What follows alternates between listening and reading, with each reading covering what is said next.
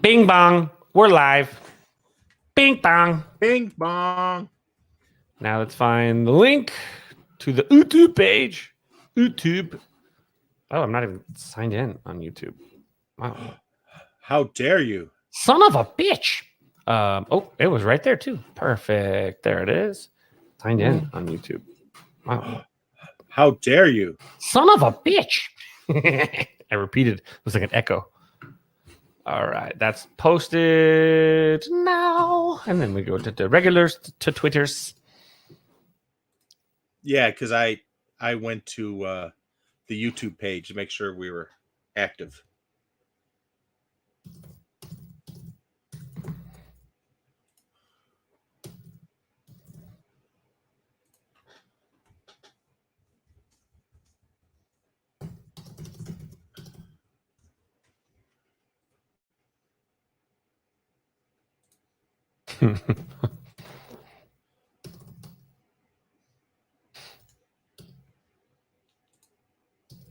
There we go.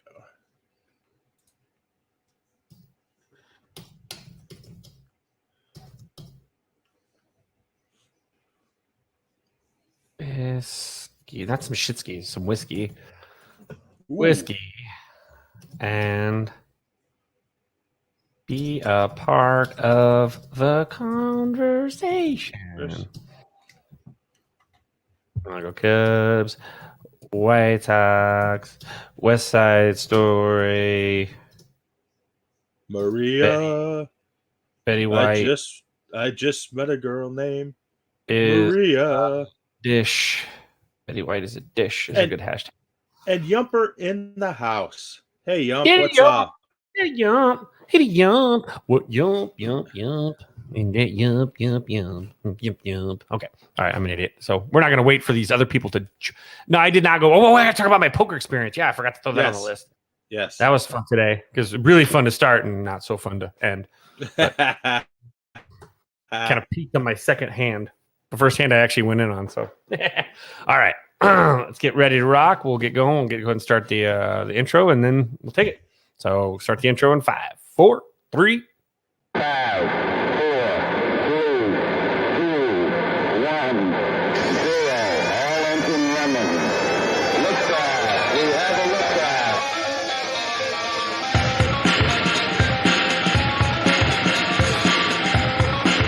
It's time for The Tainted Glove, starring your favorite man of questionable character, Aloha Mr. Hand. Hey, bud, let's party. And the Holy Reverend K-Fitz himself. It's go time, so grab a beer, grab a bite, and settle in.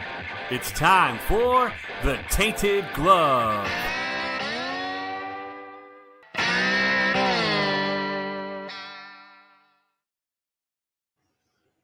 Good evening. It is Monday, December 13th. I am your friend with questionable character, Aloha Mr. Hand, and thank you for joining us on The Tainted Glove. With me, as always, is my partner, K-Fids, and today we promise that we will have more fun than Matt Nagy at halftime last night. And with that, K-Fids, take it away. Yeah, and this is like our last December 13th episode of 2021, so it's very sentimental. Yes. Thanks for joining us tonight, though. We got a great show for you guys. It's the holiday season, so we're chock full of holiday cheer and chills. Probably it's a little bit chilly outside right now, even here in Vegas. But thank you guys for joining us. We appreciate you guys taking the time out and joining the show. We got a really good one for you tonight. We're going to talk about some Hall of Fame stuff. Again, we're going to talk a little bit about the hypocrisy of voting. We've talked about it here before, but we're going to dig in some more. Also, jumping on the Mini Minosa stuff and kind of jump through there and talk a little bit about some of that stuff. And today being Ferguson Jenkins, Hall of Famer Ferguson Jenkins' birthday. I think it's his 79th birthday today. Happy birthday, Fergie. Glad you're still here with us. And then from there, we're going to talk about the loss, the sad passing today of a White Sox name and the man that created the Arizona Fall League, actually, Heeman. And so we'll talk about him, and obviously Pete's going to talk about it a little bit more. He's got a little bit more of memories, I guess, more because mine would be like Dallas Green for me as a Cub fan. So then we're gonna jump into the Green Bay Packers Bears game from Sunday night. That started. It was half of it was just a joy, and the other half was more of the same shit that we've seen from this Matt Nagy regime, meaning, well, we'll talk about it, but no adjustments. Anyway, then we'll talk a little bit about West Side Story. Pete and I got to go see the new Spielberg West Side Story, so we're going to talk a little bit about that. A couple other things. We'll talk a little bit, too, get you pumped up for next week when we'll have a couple special guests joining us to talk really two special guests talking some film. 2 weeks. 2 weeks from today. 2 weeks. Oh, 2 weeks from today, right? Oh, wait, Yes. oh, yeah, that's right. That would be the 27th. Right? Sorry, yeah, Yes. 27th. 2 weeks from today, on the 27th. Yeah, we'll have some special guests and do some our favorite films of the year. But we appreciate it again. We're going to talk about today. I went and played some poker today at the casino. I was swimming with sharks for a bit, so that was fun. I didn't even use a snorkel, which I'm proud of myself.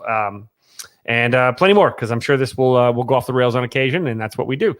But other than that, thank you guys again for joining us. So let's get right down to it. First off, is it the Sunrise Committee, Sunshine Committee, the After Hours Committee, the Happy Hour Committee? I forgot what the name of it is now already, but they did the Golden Era Committee, I think, is Golden Era. There it is. The Golden Shower Committee finally voted, and we finally got some resolution. Got a couple of Chicago names that are going to find themselves enshrined, and it's a good start. So, Pete, why don't you take us through what happened and give us the whole rundown.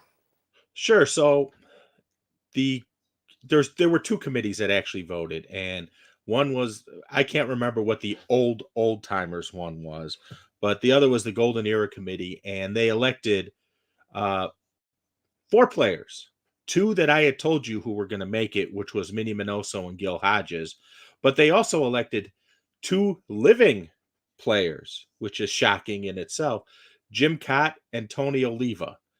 And I believe both are, all 4 are worthy of going in. Let me say that up front, but I'm surprised that many got voted in because usually these committees are very, very particular and picky. And in some respects, they don't like taking people who are alive because some of the Hall of Fame voters, and these voters are handpicked. It's not like the voting on the regular ballot, which we'll get to in a second, where it's the sports writers who are doing that, and they have to have 10 years. They have to be a part of the Baseball Writers Association of America, the BBWAA, for 10 years before they can get a vote. And they've made some recent changes to the BBWAA rules, which actually are better for everybody. But getting back to the Golden Era Committee, they finally righted. There were actually 3 wrongs, I believe, truly righted with the voting for both committees. Minnie Minoso was one, Gil Hodges was the other. And as much as I'd love to say Minnie Minoso was the biggest one, no. How in the world did it take this committee to put Buck O'Neil in the Hall of Fame? Right. For God's sakes, they got an award named after him at the Hall of Fame. How did it take this long to get this man in? If you want to talk about one of the ambassadors of baseball, there he is. There's a picture of Buck right there. Smiling, laughing, cheering. How in the world did it take this long to get Buck O'Neil in? As I said to somebody who reached out to me after they found out Minnie got elected, they were quite upset about Minnie getting elected.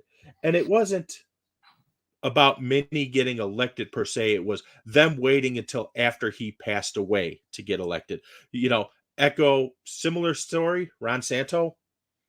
And my response to that was, yes, it sucks, but at least they righted the wrong. They fixed what was wrong with this and they righted it and they put him where he belongs. Because if you look at his numbers through the 50s, his numbers rank right up there with guys named Mantle and Williams, some pretty rarefied air. And I'm just ecstatic about it. Right now, I'm planning on being out in Cooperstown in July for the induction ceremony. Obviously, that is like 7-8 months away, so a lot can happen between now and then. But my plan is to be there. But again, like I said, it's great to see all of these people get in the hall. But my God, Hall of Fame, or my God, committee, what took you so long with Buck O'Neil? And I'm saying that, and remember, Buck O'Neil was the first black coach in baseball, if I remember correctly, with the Cubs. He was a black scout with the Cubs. He's the one who found, I believe some of the players he scouted and signed were Lou Brock, Lee Smith, were two names that I heard. So you're talking two Hall of Famers there. Sounds like the guy knew what he was doing. And also one of the most iconic cigarette smoking, juggling in the dugout pictures I've ever seen. Oh, of Dick Allen, yes. Dick Allen is also needs to be included along with him in the Hall of Fame, just because. Yes. Missed by one vote. Dick Allen missed by one vote. One heater. Really. Yes. One cigarette. Which is funny because it's funny and ironic, to be honest with you, because the last time Minoso was on this committee in the old formation of the committees, he missed by one vote. And I believe that was the year Santo got in. Mm-hmm. So, and Yumper makes a really good point. Like, it sucks that these players can't enjoy the ceremony and the fruits of that Hall of Fame recognition while they're alive. It took Santo passing away to get Santo in the Hall. Like, these are people that should have gotten to give a speech, and they don't, because you have to wait until they're gone. It's kind of like one of those things you never tell someone how you feel until they're dead, and then they can't hear you anyway because, well, they're dead. So to the memory of those individuals, they don't get to enjoy it. It's for their family at this point, and that sucks. The people that put in the hard work, the people that really did the job, will never know that they were enshrined. They won't. They'll go to they go to their grave not wondering and maybe being disappointed. I know Santo, I was lucky. I got to meet him a couple times, and I think it was 2000 and I want to say it was 2007 here. Snuck into the press box, got to hang out a little bit. Don Logan, the owner of the 51s, had me in as a guest. He knew it was my birthday. It was my 30th birthday, and had me in, and I met Ron, and I was a little bit sauced up, but he's Ron, he's cool.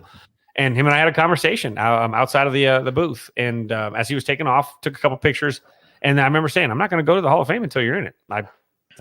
That's my word to you now. And he's like, "Well, you may never get to go," is what his response was. And I'm like, God, to think that someone that has done what he did and played the way that he did, and especially with the disabilities that he had with the diabetes, being one of the only players in baseball history, one of the first to play with that and coping.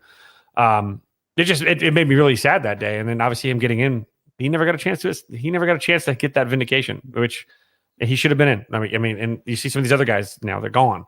So that's the biggest shameful part of this whole thing, is that this the Golden Shower Committee is always just too little, too late, and not enough asparagus. So right. It just it sucks. But we also had a little bit of a thing too that you and I talked about last episode with the voting, and the idea that there's these voters, they come in, and whether or not we saw a ballot today. I know you were a little bit heated because you saw that this one voter would not vote for the Bonds and the Sosas, but somehow would vote for David Ortiz, for example, who was also on the Mitchell report as one of these unnamed players. But apparently Ortiz is different. I don't know what it is. Maybe it's because he's fun loving, or maybe he had sex with the mistress of a drug dealer and got shot for it. Whatever his baggage might be, apparently that's an acceptable form of baggage. But Barry Bonds, who was a Hall of Famer before he ever went to San Francisco, is not, and Roger Clemens is not. Sammy Sosa is not, but David Ortiz is. And I just the hypocrisy of this is so disappointing. Look, if Ortiz can get in, it is because he's nice to the media. Good point. He kisses their ass enough. Oh, well, Ortiz made amends. No, he didn't. Did he really? Yeah. So that's another disappointing. So give me your thoughts on that. What are you thinking? I mean, I know you were heated today and whatnot. So kind of go heavy. Yeah, Yumper's the one who pointed it out earlier today in a chat session we were having. And again, it just shows the absolute hypocrisy of these pompous ass sports writers who think they are more important, that they're the arbiters of the game, if you will. And let me just say this. David Ortiz's name was on the Mitchell report. Sammy Sosa's name was on the Mitchell report. Manny Ramirez was on the Mitchell report. Bonds and Clemens were on the Mitchell report. Now, you could say, okay, if you're going to be honest about it, either vote for them all or vote for none of them. You can't cherry pick this. And that's my issue with it. Now, I laid out my ballot before, and I said I would not vote for Sammy Sosa. And there's a reason why I wouldn't vote for Sammy Sosa. Sammy Sosa is a confirmed cheater, not with steroids, but he was caught with a cork bat. So he is a confirmed cheater. Now, you can argue about Bonds. You can argue about Clemens. Yes, they were named in the report. Yes, they had their things or whatever, but they never failed a test. Manny Ramirez failed a test. A-Rod, let's not even go down the A-Rod path because the numbers scream Hall of Fame for him, but everything he's done says no.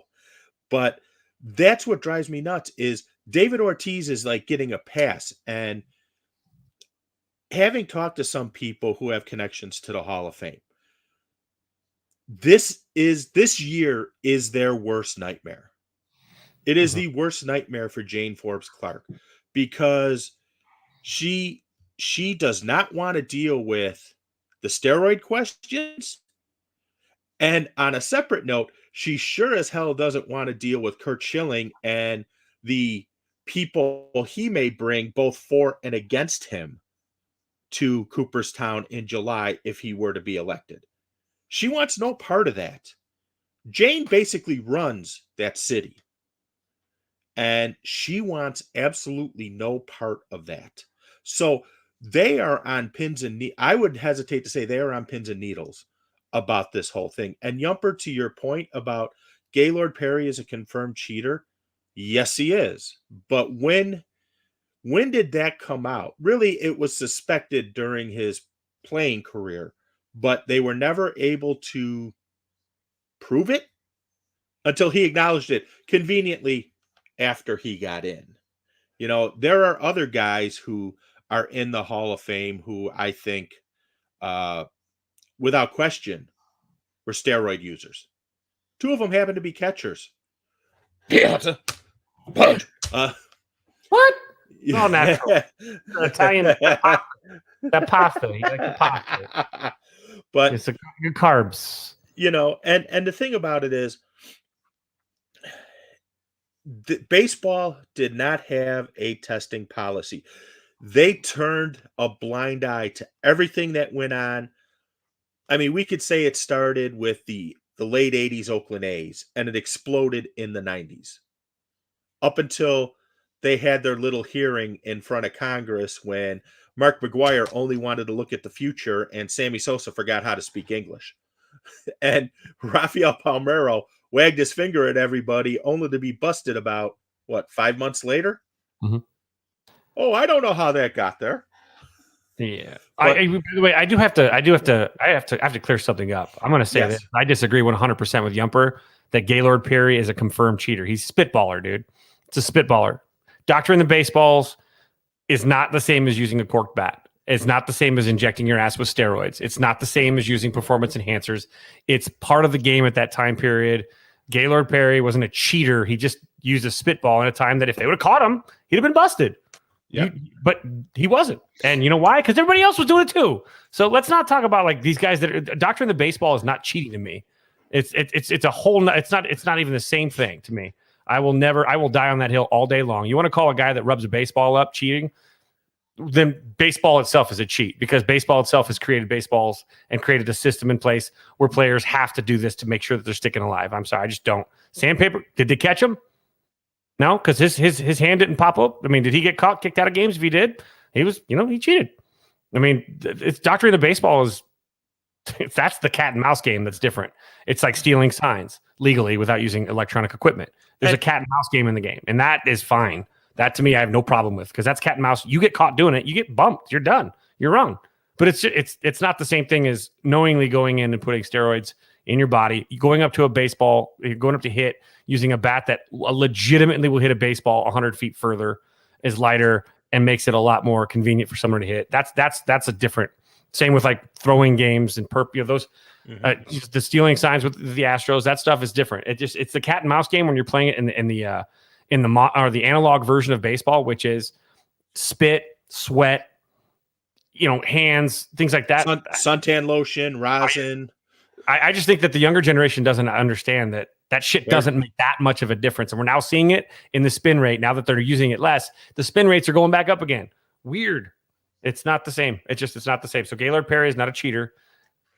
And you know what else is still a rule? You know what else is still a rule? You drive over the speed limit, you're a goddamn criminal.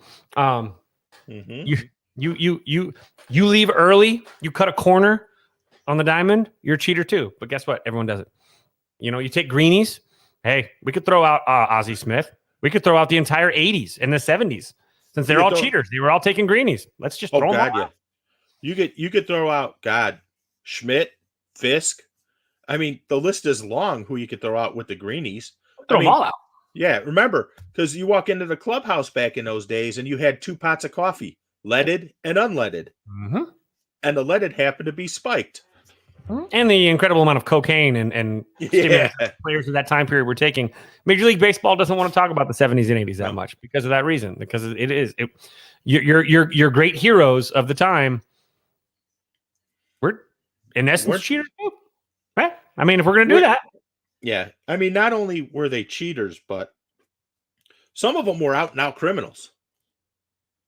And they were also horrible drinking friends because they would get all geeked up and then just like go ape shit. Barroom brawls. Yep. And the thing is, and the one argument I will use and I will keep using about the hypocrisy of the Hall of Fame is a very simple one. Bud Selig has a plaque in the plaque gallery in Cooperstown. Now, this is the clown. Yes, I said clown, who oversaw the strike/lockout in 94 and 95. He was the commissioner. Remember, they forced out, what's his name? I can't think of the guy's name. Fay Vincent. Oh, Fay Vincent. They forced out Fay Vincent. The only reason Fay Vincent became commissioner is because Paul Giamatti's father, Bart, passed away, 6 months after he became commissioner, if that? It was something ridiculous like that. And yes, I am not joking. Bart Giamatti is the father of Paul Giamatti, the actor. Correct. Mm-hmm. So they booted Fay Vincent out and put Bud Selig in charge, who at the time happened to own the Milwaukee Brewers. Of course, he put it in a trust in his daughter's name or some legal wrangling loophole crap like that. But he still owned a team. So the commissioner did not have the best interests of the game in mind. He had the best interest of the owners. Why? Because he was one. And, he oversaw that. He oversaw the steroid explosion. And the only reason steroids got out of baseball, the only reason, is because Congress said we're going to take away your antitrust exemption if you keep this shit up. That is why you had those hearings on St. Patrick's Day, 2005. And I know the date because I'm such a baseball geek. I took the day off to watch them. And what a performance. Like I said, Mark McGuire just wanted to look forward, didn't want to look back at all. Sammy Sosa forgot how to speak English and actually had the balls to say that he is a quiet person who keeps to himself. And then Rafael Palmeiro wagging his finger. I never did steroids, period. No. Yeah. No. Sorry, I was going to talk about my bad. You very, very bad. Very, very bad. Like in Seinfeld. Very, very bad. Very bad. But, and to, something Yumper has said here. The fact that Bud Selig is in the Hall of Fame, writers have no leg to stand on.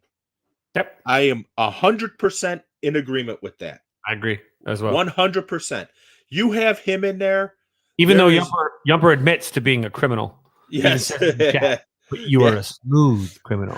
That's right. Okay. Are you okay? Are you okay, Yumpy? Yumpy, are you okay? Sorry. Oh, Shaman. Yeah. But again, if you're going to have Selig in there, you cannot be hypocritical and say these guys shouldn't be in because of the quote unquote damage they did to the game. I would argue differently. Cal Ripken was the first one who quote unquote saved baseball with his streak after the strike. Then it was McGuire and Sosa. And then Bonds brought people back with his 73 home run rampage in 2001. So, and then Manny and Ortiz in 2004, reversing the curse for the Red Sox. Mm-hmm. So a lot of these guys had a hand with bringing baseball back too.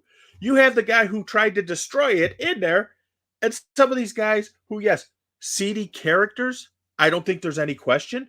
We are not talking about the character of the people. We're talking strictly about the accomplishments of these people. Barry Bonds is a dirtbag. Roger Clemens is a dirtbag. Need I continue? Sammy Sosa is a dirtbag. Need I continue? So you can't have it both ways, sports writers. Your hypocrisy is going to shine through. And if this is why I don't think Ortiz gets in this year. Ortiz will get in. There's no doubt in my mind Ortiz will get in. But he will not get in. I don't think he'll get in this year because there will be too many questions asked of these sports writers about how in the world can you vote Ortiz in, whose name was in the Mitchell report. Oh, and by the way, David Ortiz, have you ever sued anyone about leaking your name being in the Mitchell report like you proclaimed you would way back when it happened? You had this big press conference about, I'm going to find out who leaked the name and I'm going to sue them for that, blah, blah, blah. Did you ever sue anyone? I never heard anything about it. Whatever happened with that? Please enlighten us. So it's just the writers, I don't think will vote Ortiz in this year. Not that they don't want to. I think they really do want to because he coddled them. He's Big Papi. He's fun. He's cheery. He's happy. Yay. But because they would put themselves in such a position where they'd have to answer a lot of questions and the answers ain't going to make them look good at all. Yep. And then, and that's where we see the hypocrisy and just here's me. You know how you fix this? I mean, steroids aren't good for you. So they've kind of proven those are unhealthy, right? Mm-hmm. But they've kind of taken away chewing tobacco for the players because it's unhealthy. They haven't. Yeah, Jose Abreu would argue that point because he's got a heater. He's got one in his. He's got some Red Man in his mouth every game. Yeah, they policed it about as well as they policed the greenies and the peds in the 80s and 90s and the 70s. And that's here's me going. If like things like HGH are proven to not have like a bad like long-term issues and side effects, why is it not allowed? Like I don't actually get it because it helps with healing. It helps with managing actual injuries, and I think that the game could benefit.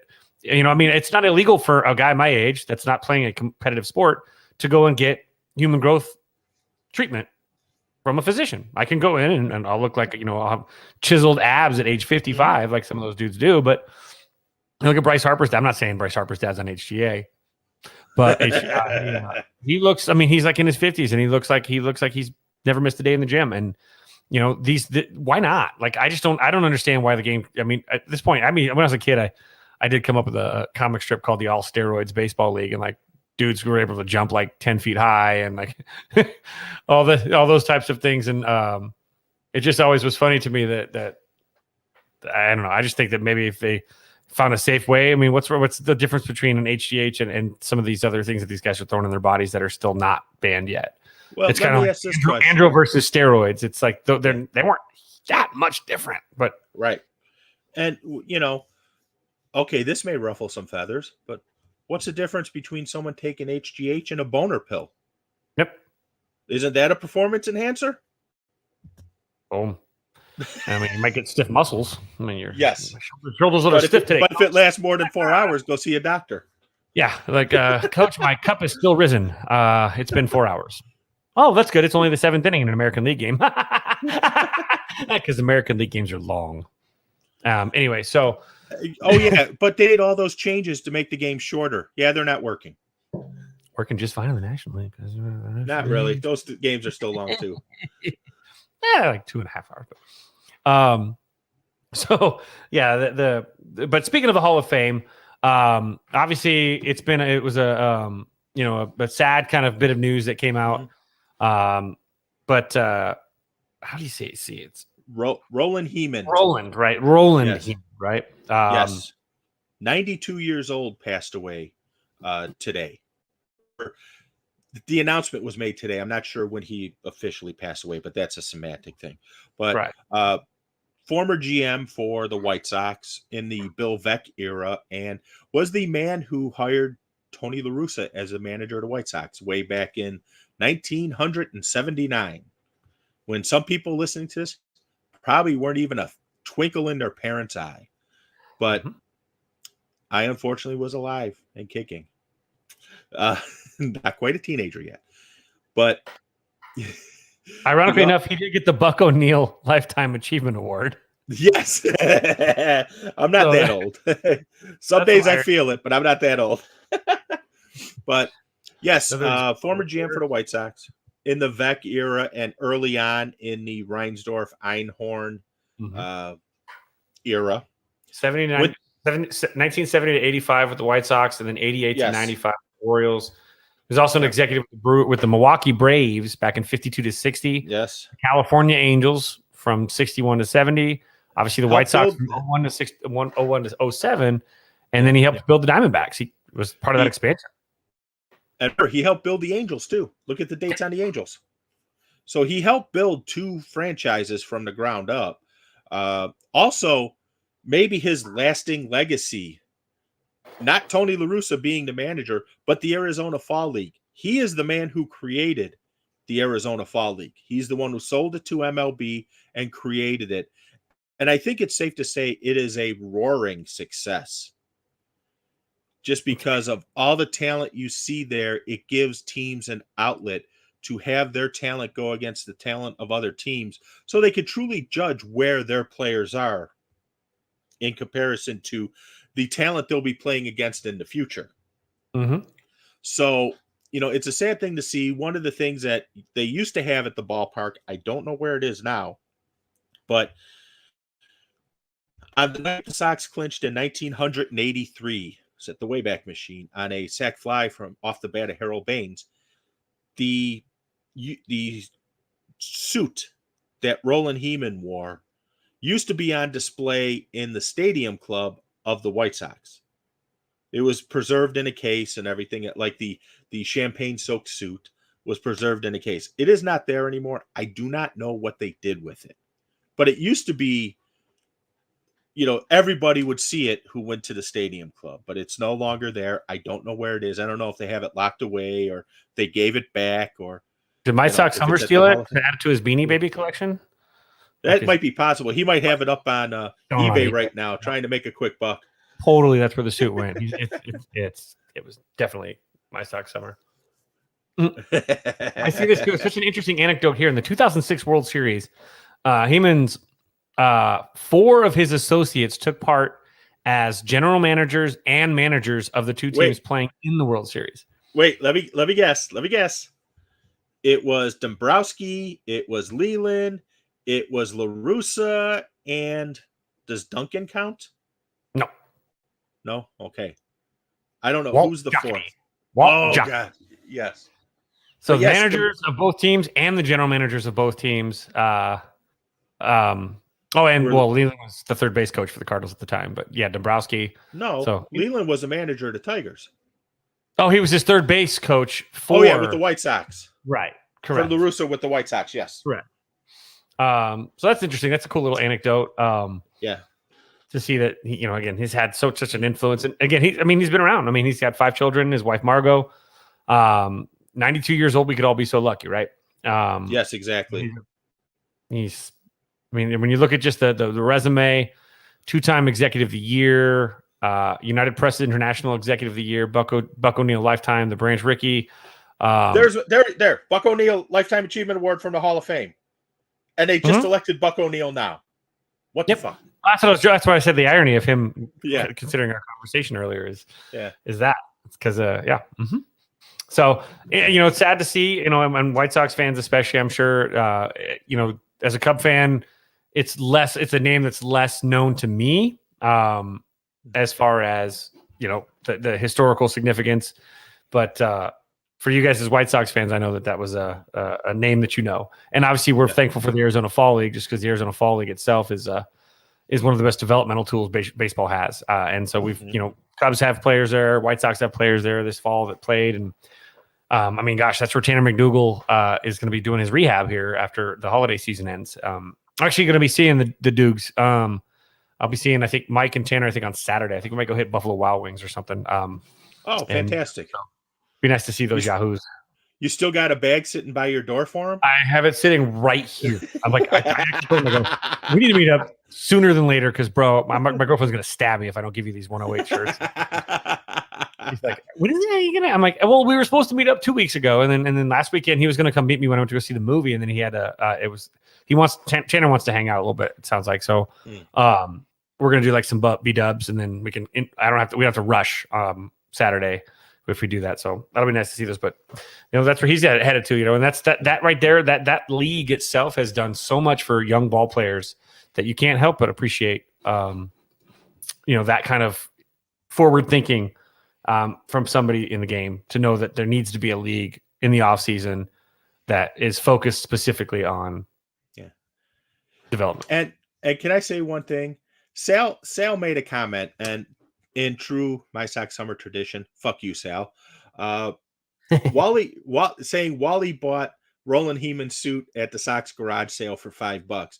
No, Wally wouldn't buy it because it probably wasn't autographed. So if it wasn't autographed, Wally ain't buying it. That's funny. I'm trying to scroll through this list. I'm still trying to find the worst Hall of Fame inductees of all time. Phil Rizzuto. Bill Mazeroski. Right now, I'm on number 6. It's what, George Kelly. A lot of these are old players. George Kelly or George Kell? George Kelly. Okay. Catfish Hunter is number 5. I disagree with that. See here, Rube Marquard. I don't know how. Marquard, yeah. Marquard. Farquhar. Yeah. Harold Baines is number 3 on this list. Yes. Oh shit. Mazeroski and Rizzuto have to be 1 and 2. Tommy McCarthy has 2, and then Lloyd Wayner is number 1, apparently, according to this list. So we can blame stadiumtalk.com. That's the greatest innovation. We don't have 25 is batting gloves. 24 is the All-Star team. Oh yeah, see, you lose me with that. The 24th best decision was deciding the home field advantage with the All-Star game. Yeah, no, that's a terrible decision. You've lost me on that list there, Chief. No. That's like the 5,000th best decision by baseball. Yeah, that would fall under terrible decisions. Terrible decisions. Yes. But, so let's kind of transition now. We've talked a little bit of baseball. Sunday night, it was pizza night for me, but that was not because it was a pizza night. It was because the Bears were playing on Sunday Night Football against the Green Bay Packers at Lambeau Field, which was theoretically could be the final game that Aaron Rodgers ever plays against the Bears as a Packer. It also should be and will be the final game that Matt Nagy got embarrassed by the Packers during his career with the Bears. Did he beat the Packers at least once during his time? Has he beaten them at all? Or is he going to go winless? I think he beat them once his first year. His first year. I think he split in 17, right? Because that was the opening night, right? And they blew the lead at opening night. I think they were up at half. Well, no, they lost the opener in 18. That's 18. when they blew the lead. Because that was Khalil Mack's first game. And he came out gangbusters, but he was sucking wind at the end because he had no training camp. Yeah, that's right. Because of all the trade stuff. I believe they won in Chicago later that season.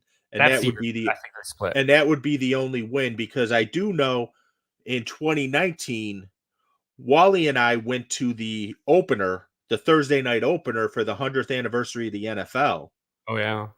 And everything was a great time until the game started. After that, it went downhill, and we saw Matt Nagy offense in full effect. Oh, 20 was it 27 or 21? What? At halftime? Yes. Yeah. 27-21. Yeah. And then the Matt Nagy quote of the year, I think. I'm having fun. Yes. And he said, "I'm having fun," as his quote. No, that's not what he said. I'm having so much fun. So much fun. So much fun. So much fun. And as a result, the Green Bay Packers come out and immediately put up 17 unanswered points to open the half.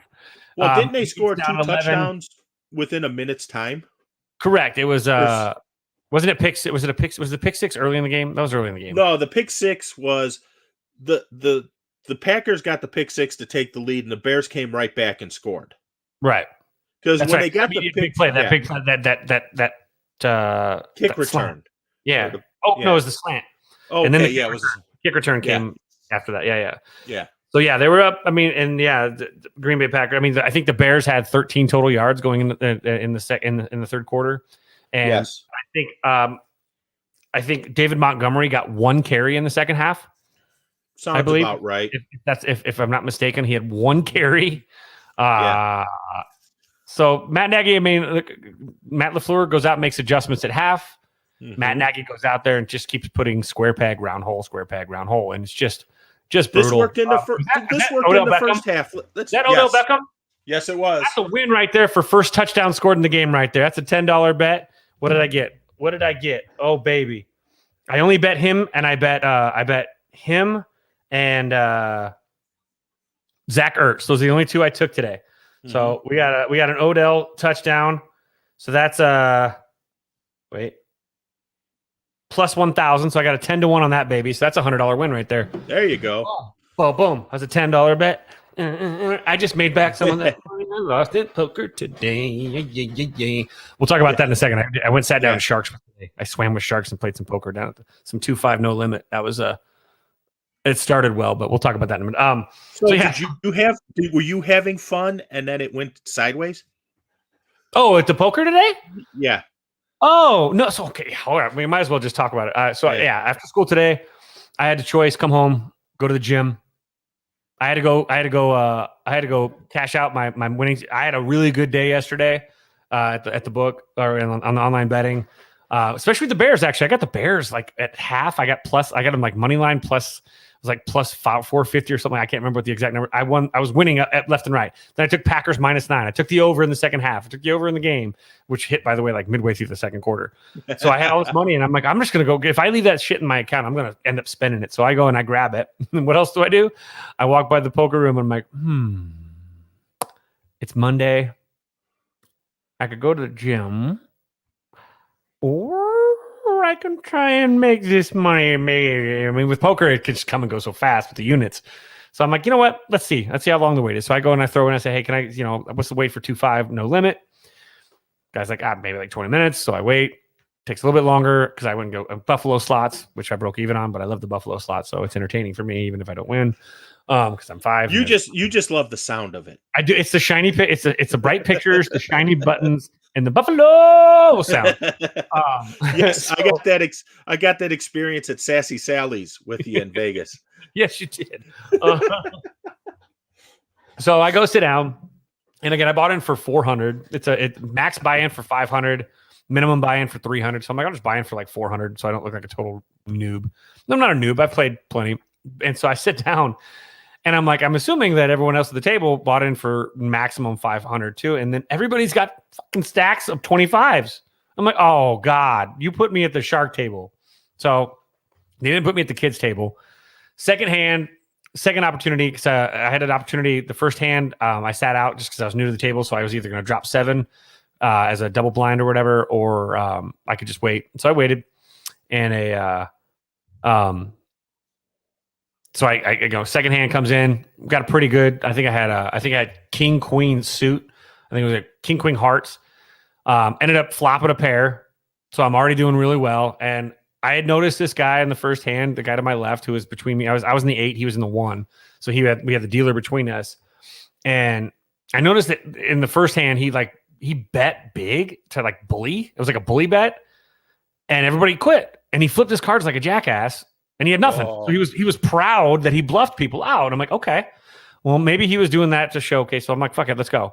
So I end up going in first hand. I'm in for 200. By the time it's over, we got 600 on the table. well, 800 on the table or whatever, because there were two others that were in early and then they left. So I'm out of pocket too. By the time it's over, I hit. He has jack shit. So second hand I play, I'm up 600 immediately. Wham! So the idea, of course, was to blind out a little bit and take my time and not get super excited. But of course, I'm 5 years old and I want to play every damn hand.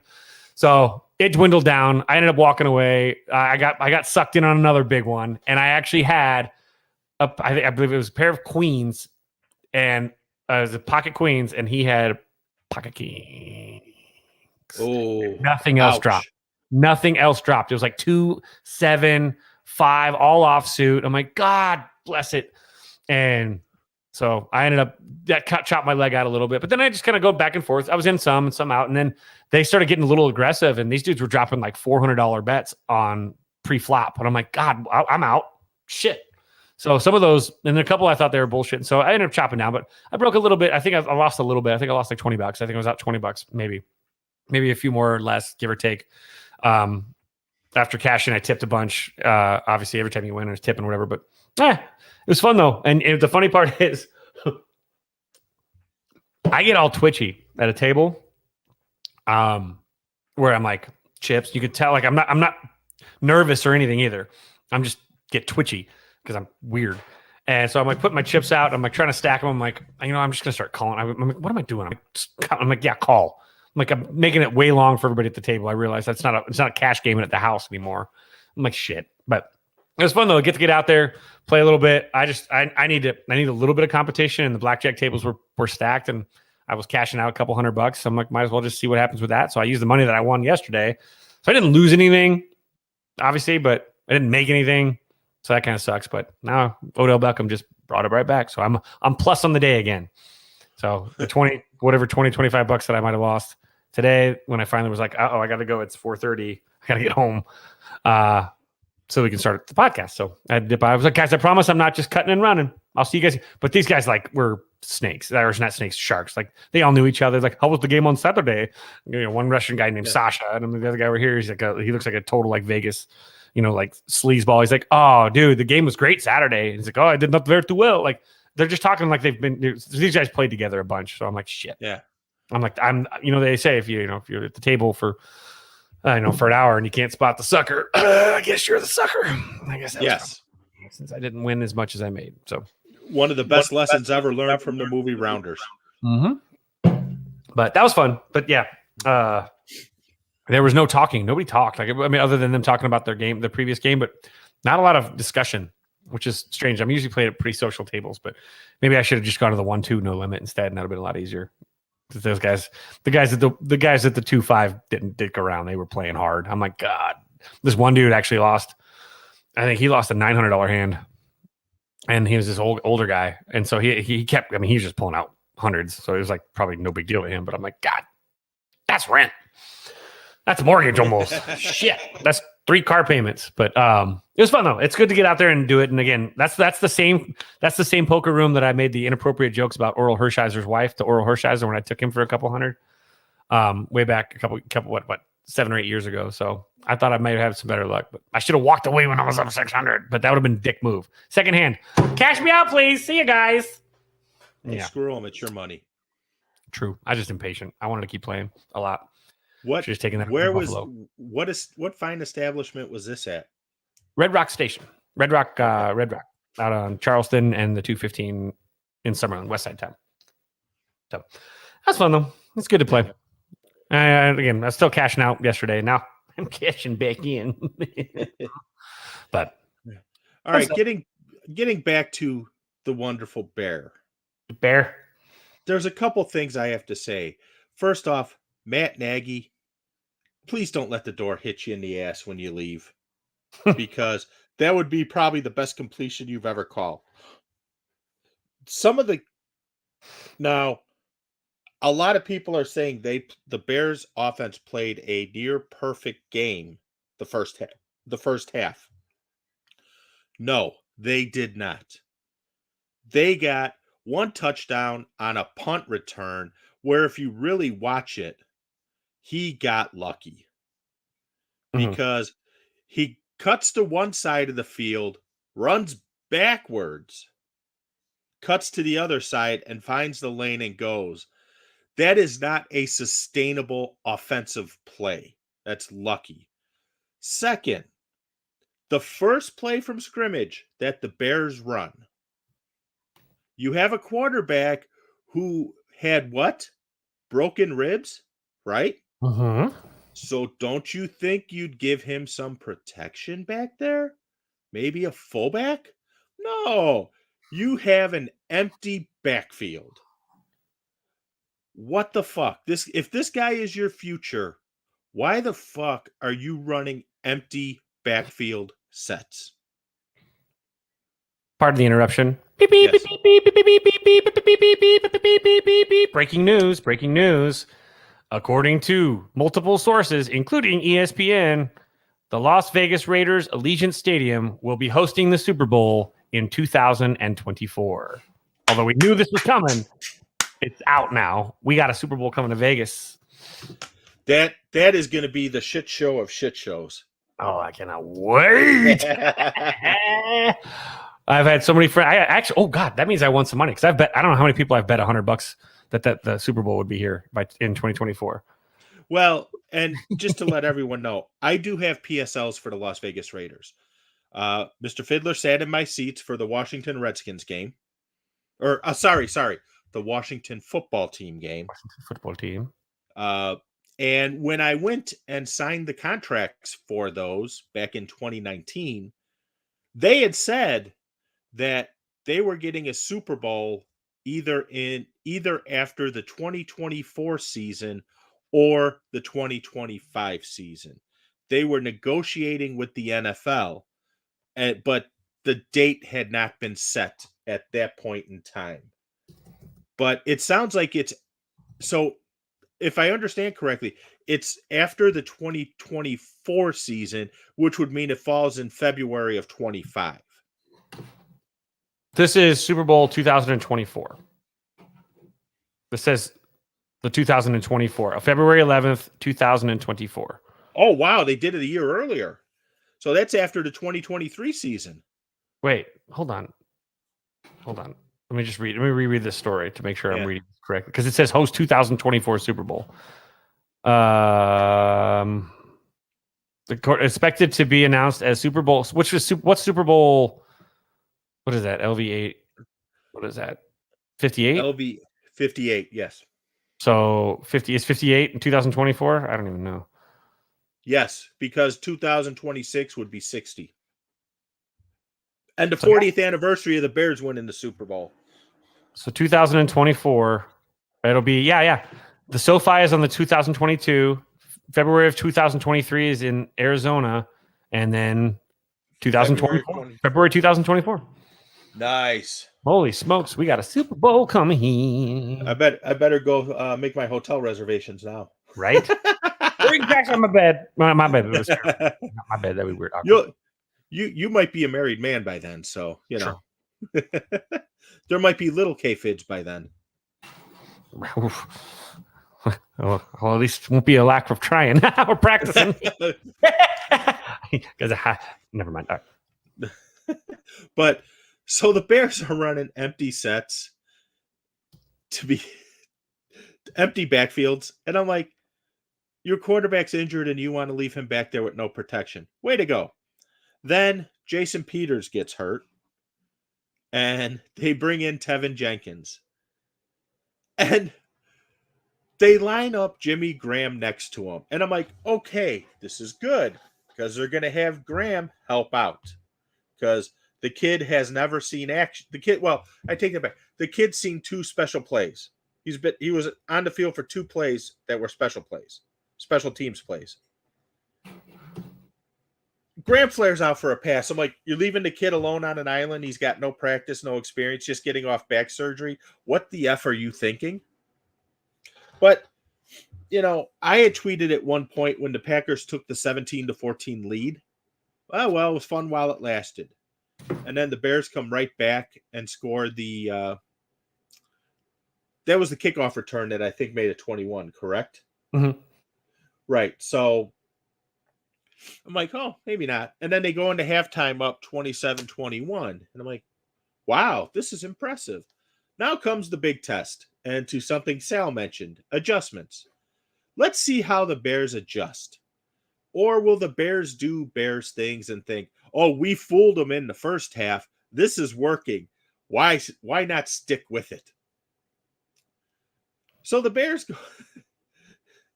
So the Packers score. Packers score again.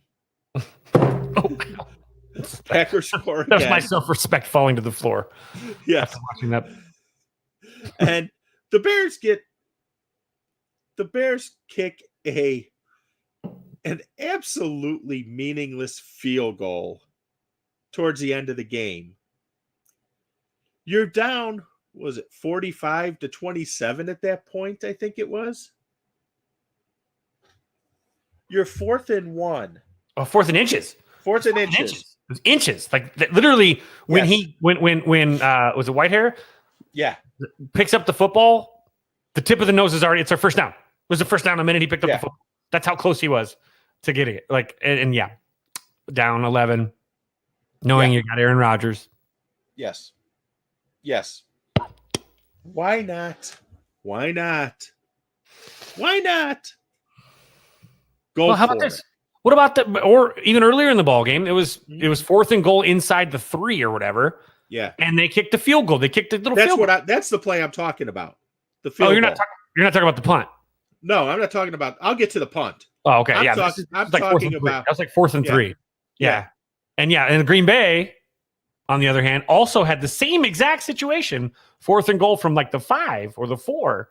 And guess right what? after that. And they went for it. And guess what they did? Scored a touchdown. Yes. Because you know what? Wow. Right there, right then. Balls.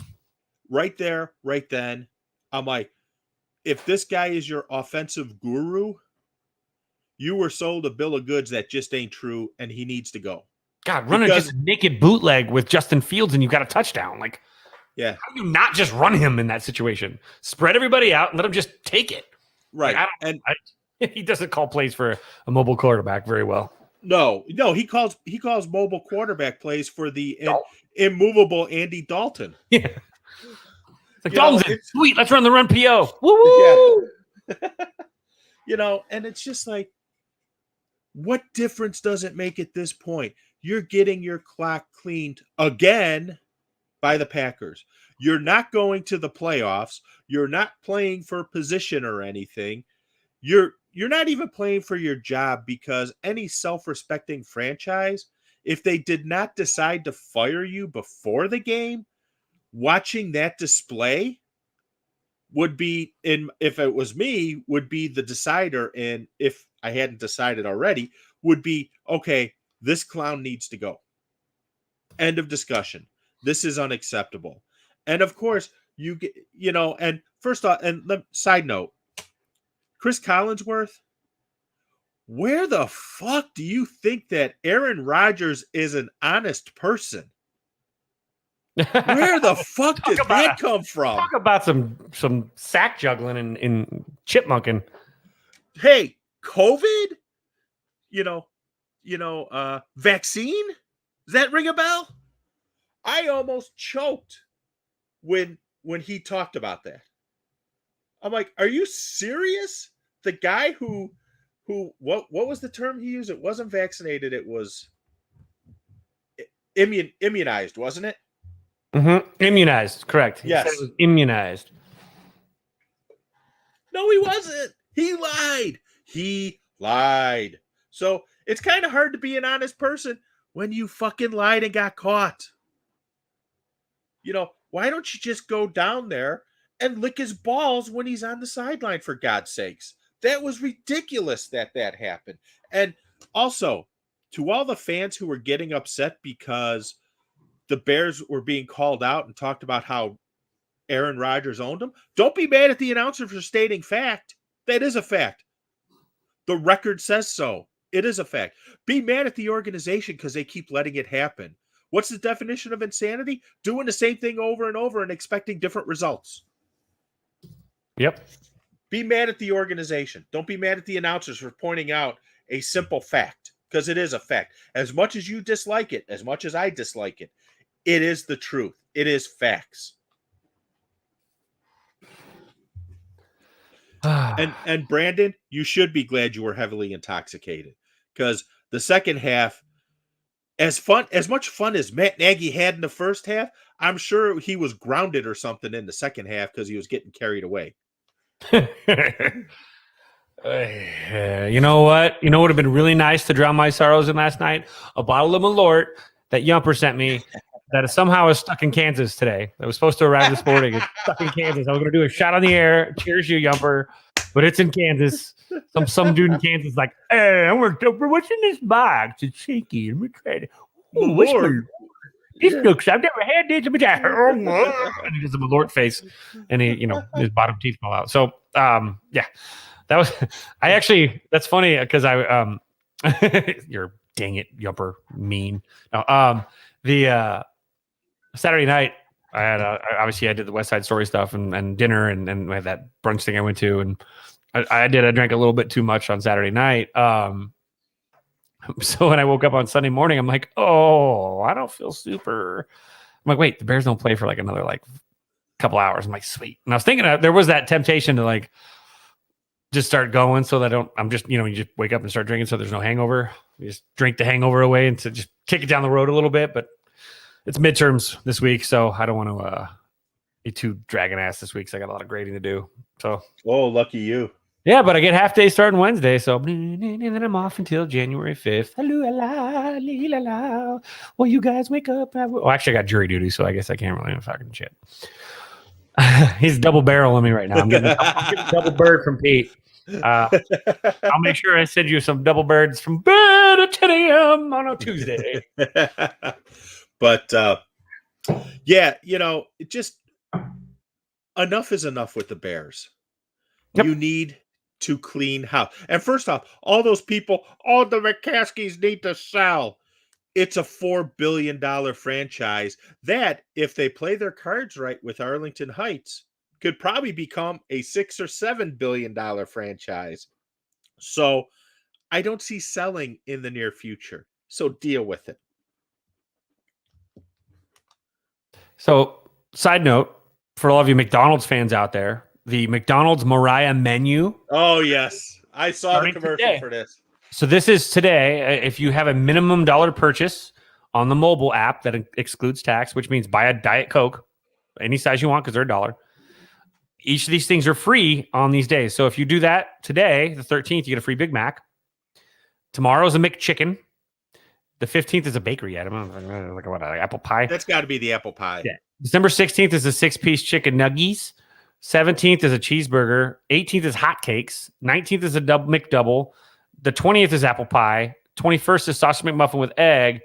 Double cheeseburger on the 22nd. Sausage biscuit on the 23rd. And the night before Christmas, chocolate chip cookies to leave for Santa.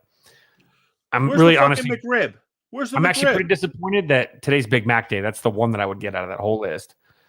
Son of a biscuit. Oh well. I had leftover rosatis from last night that I ate for lunch, dinner, and stuff. Yeah. And Yumper makes a point about rumor is that Pace left with 10 minutes left in the fourth. I also heard that. And then the best part, though, was George McCaskey looking like he's going through his mail during the game or something like that and sealing an envelope. The hope is that maybe that was the pink slip for Ryan Pace in that envelope, and that's why he left with 10 minutes left to go. But yeah, white elephant Christmas card or something, probably. Yeah, exactly. But Cap and Jay Hood have a skit they do every so often called Letters from George, where Jay Hood does a George McCaskey voice and reads letters from fans. And they do it randomly. It's not on a regular schedule. They just do it randomly. But this morning I had to listen because after the letter incident last night, I'm like, oh God, they've got to do a spoof about this. And it didn't disappoint.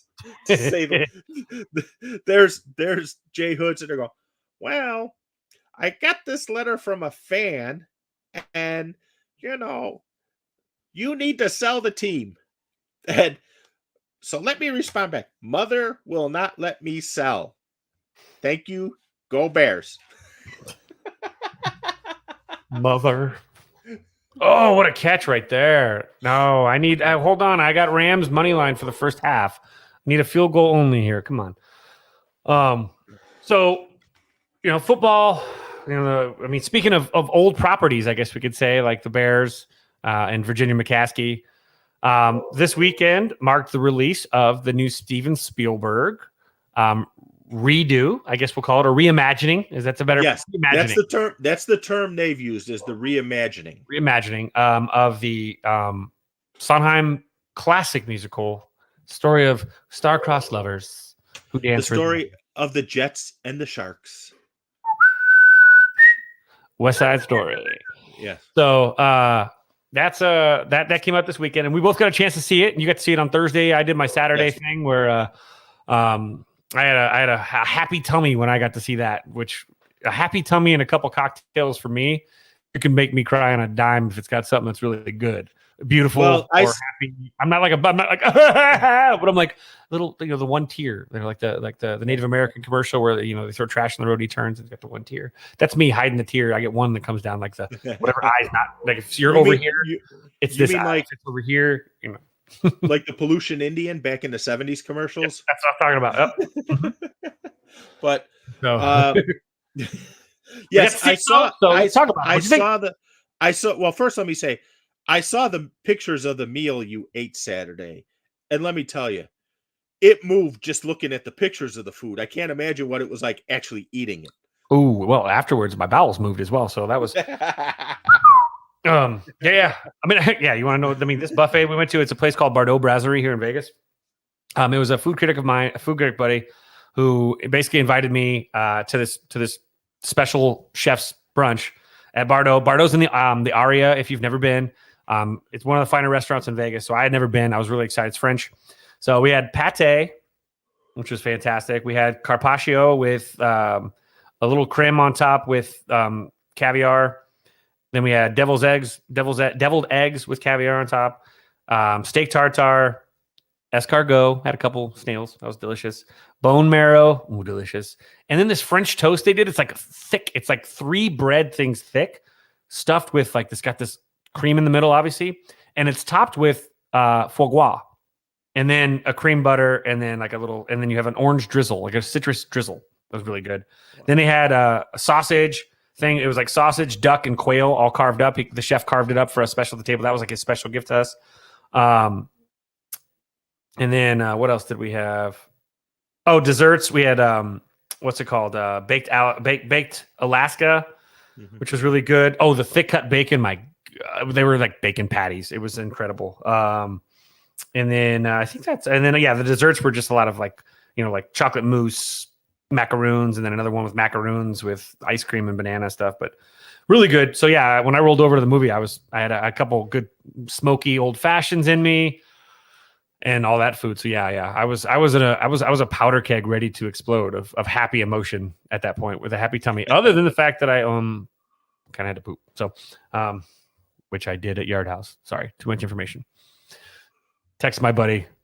Was in the pooping, and the song "Zombie" came on at Yard House. And I started singing Zombie.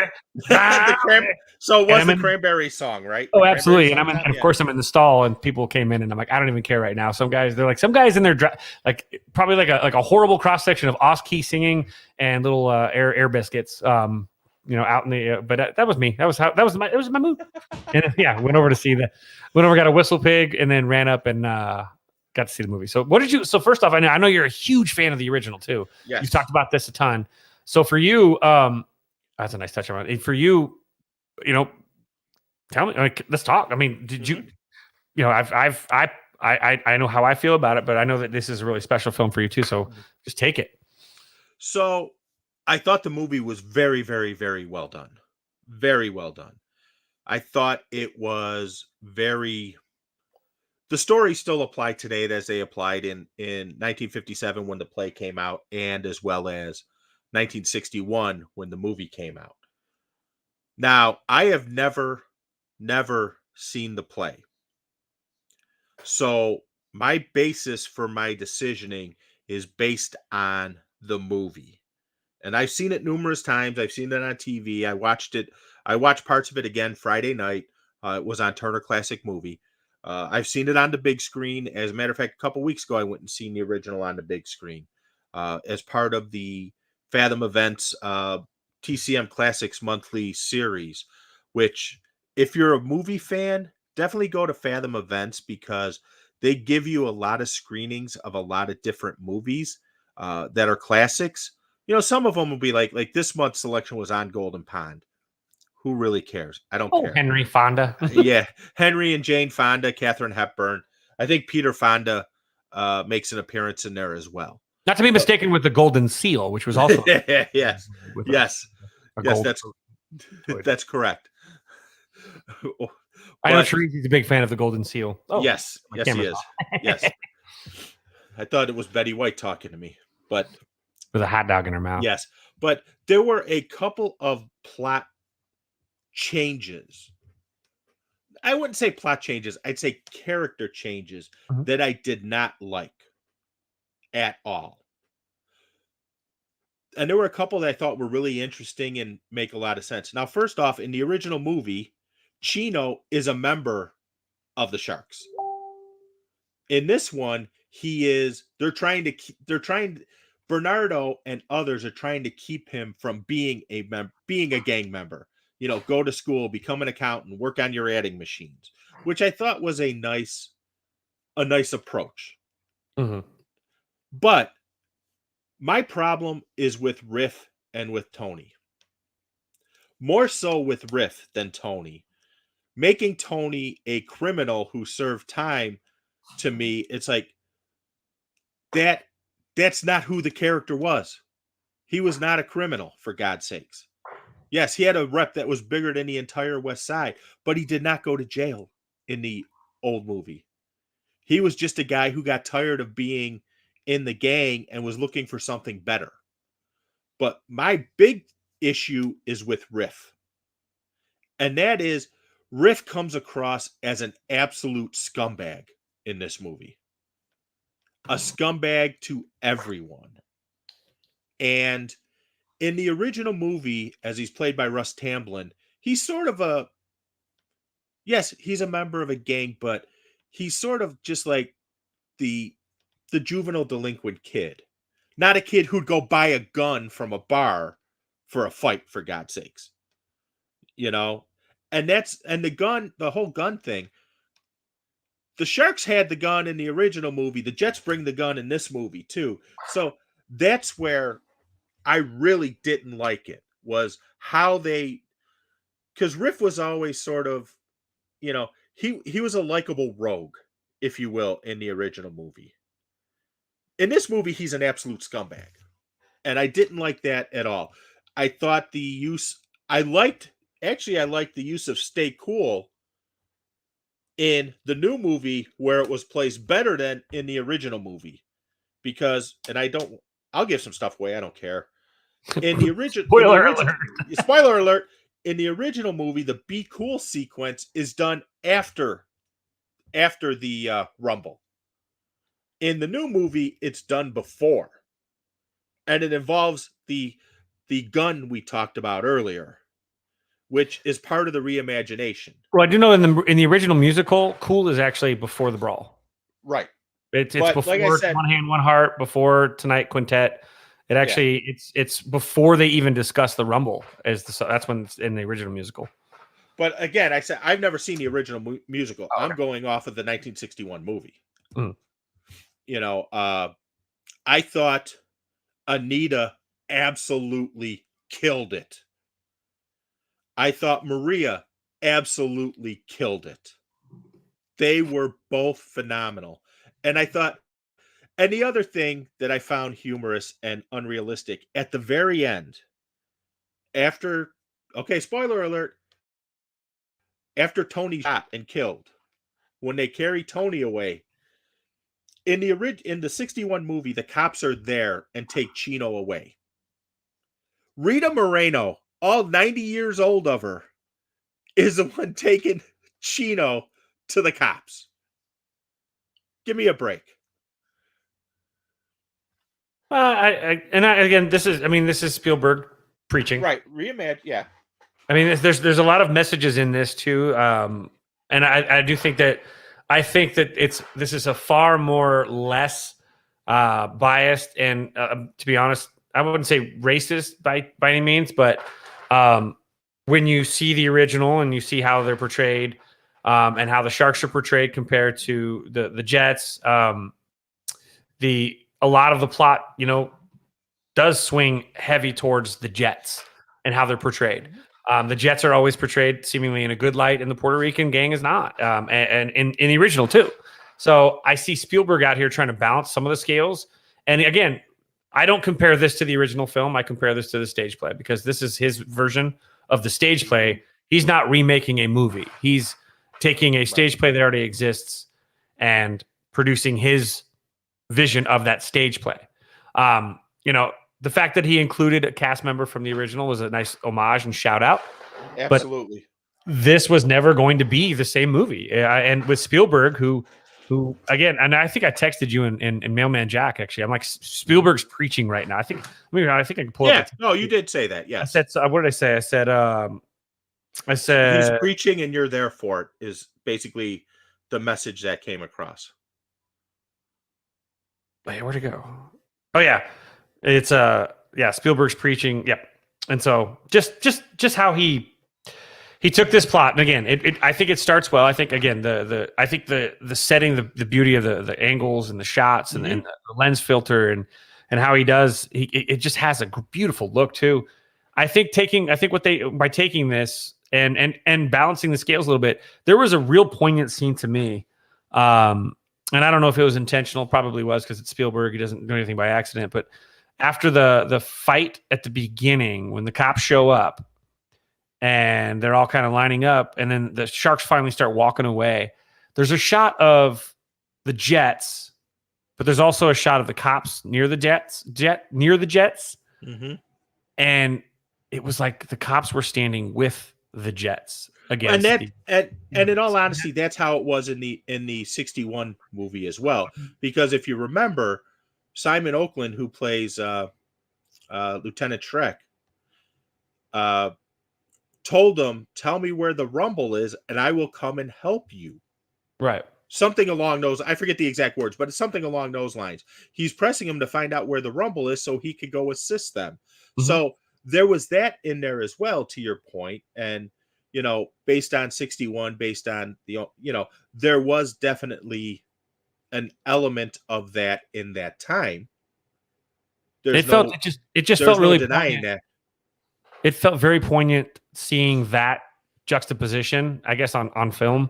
Considering we've seen like with over the last couple of years, especially with the Black Lives Matter protests compared to the assault on January 6th and how they were treated by police in different ways. And that to me stood out to me like that felt like a reminder that it seems like the members of law enforcement are going to trend towards standing with that group over the other group. And that one hit me a little bit. Obviously because obviously being someone who isn't black or who isn't of a minority, that one hit me right in the gut. Like, I don't know. It was a beautiful shot and it was poignant. And it wasn't something that we think we've really evolved so far. And yet here we are in 2021, 50 years, 60 years later, 70 years later, and it's still the same shit. It's still the same shit. It's just a different chapter, but the book is still writing it's the same narrative. And it's really sad. It saddened me a little bit, but it also just hit me that I'm like, God, like imagine feeling like, again, I don't think I felt as much empathy for the Sharks in the original that I did in this, because again, it's these Puerto Ricans who have come over to our country for a chance at a brighter future. And, they say something, someone says, yeah, well, you need something, call the cops. And they say something, yeah, well, you'll get there, an hour later and arrest me. And you start thinking about some of the stuff that and the need for criminal, justice reform in our country as a whole. And I don't know, it spoke to me more this time. I don't know, maybe it was just my mindset, but that one really stood out to me as something that caused me to do a lot more thinking about just how far we really haven't come, I guess, in general. But I love the again, I'm going to agree with you 100%. I 100% believe that Rachel Ziegler should get the Best Actress. She's got Golden Globe nominees came out today. She's nominated for Best Musical or Comedy. Same with Ariana DeBose, who played Anita. Both got nominated, which as they should. Both have fantastic. Ansel Elgort's not bad. Look, I know he's got some baggage about some sort of accusation that came from like 2017 or something. Yes. He was 20 years old and apparently hooked up with a 17-year-old, which is weird for me because my girlfriend's 9 years younger than me. So I'm like, wait, I don't know. You didn't break any laws, but there's obviously there's a big anti him. So he got there's a lot of criticism about him. But David Alvarez as Bernardo was very good. And again, all the ethnicities in the film, it was Puerto Ricans playing Puerto Ricans in the film. And that's something that really was something that could be taken away from the previous one, but different time period, obviously, that they were able to do this and that the performers all really were who they were. And there's some connection there. And I did like the Rita Moreno being basically taking over Doc's drugstore. She was Doc. Yes. She was Doc's widow is what she was. Yeah. And so that I thought was a really good way to have a positive influence voice in Tony's life. And I actually I didn't hate the fact that Tony I liked that idea that the reason why he was out was because he had that moment where he almost killed somebody, almost took a life. And he was so caught up in hate that it reminded me a little bit of American History X in a sense. He very much reminded me of the same character where he got out of prison and he learned in prison that, he did take a life and what was he doing and all that regret. And then trying to bring peace to something that was already out of control before long before he became a part of it again. And so I love that. I actually do appreciate that part of it. But the Chino part was a little bit weird. I liked the idea that Chino was supposed to be a tough guy, and she had to choose between a tough guy and a tough guy, but a tough guy that has regret compared to a tough guy that is deep into the funhouse at that time. And I was disappointed in that one. But God, I love this film. I think it's my favorite film of the year. And I don't go lightly with that because there was Psycho Gorman back in January of last year. But I think I keep busting my brain to try and figure out a film that felt like such a cinematic experience as a whole. And that's, of course, what Spielberg brings to the table. And that's the thing that makes, and you've seen enough films nowadays, when you see a Spielberg film, it's a Spielberg film and there's no substitute. You can't copy it.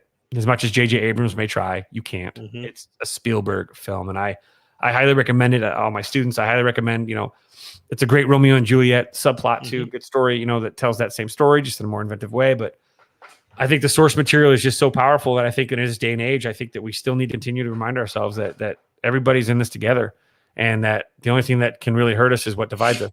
And I love that about the film as well, in that sense. I totally agree, and I had to explain. Yes, I had to explain this to somebody that, Tony is Romeo, Maria is Juliet, Riff is Mercutio, and Bernardo is it Tybalt? Tybalt. It's Tybalt. Yeah, that's it. I couldn't remember if it's Tebow or Tybalt. I'm trying to remember who Benvolio is. I guess Benvolio. I guess I don't even know who is Benvolio in this. Let me see. Was it Wally or MSS? Well, Wally would definitely be Romeo, without question. Because to a question that was asked earlier by Sal, Wally has an aura of cool water that follows him like Pigpen's dust pile behind him in the Peanuts cartoon. But it makes sense to me. Mercutio and Benvolio were a combo into Riff. That's why. So that would be like action or ice. Well, because Benvolio is the one who gets stabbed by accident. It's the all are punished or a plague on both your houses. I thought it was Mercutio who does. Benvolio is the nice guy. I'm an idiot. Benvolio is the nice guy. Benvolio is his. Yeah. Okay. Sorry. Yeah. Mercutio is the one who gets stabbed with a pox on both your houses. Right. And that's. So yeah, so Riff is a combination of both. So he's a very good friend like Benvolio was, and Mercutio, who is of course the kind of the wild card temper, and or the Baz Luhrmann version, drug user, drug using or whatever he was taking, drug using crossdresser, right? Yeah, I like it. You get these characters in here. I mean, that's again, you get your parallels.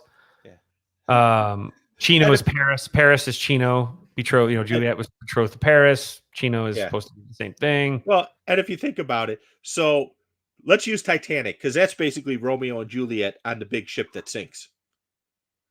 So we know who Romeo and Juliet are. So who Paris would have to be Billy Zane's character. Also, oh yeah, the fake death too. I forgot about the fake death. Mm-hmm.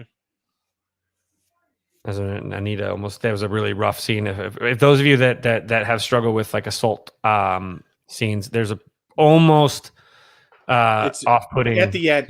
Yes, of a near gang rape. Yes, of Anita it's at the Spielberg. end. Right. And So that was just a heads up for that one. Yeah, and what really struck me with that scene is you have the two women who did that scene together in that scene, because if you remember in the original movie, it was Rita Moreno who was Anita, who was living through that. And then in this one, you have Rita Moreno as Valentina breaking it up. Right. You know what? Now I think about this too. Benvolio is probably, isn't that what's the kid's name? Action?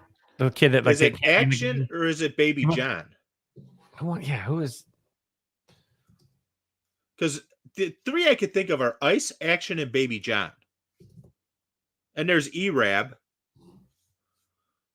Yeah. Yep. Let's see here. Baby John. Because Baby John's the one who gets beat up and has was it nail stuck in his ear or whatever it was? I bet nobody expected this to take a turn down Shakespeare Lane. Oh, Action helped start the job. Oh, wow, this is interesting. There's a whole backstory on Baby John. At age 5, he met Dalton, a 10-year-old, and seemed as a brother figure to him. Dalton as in Roadhouse Dalton? What? What?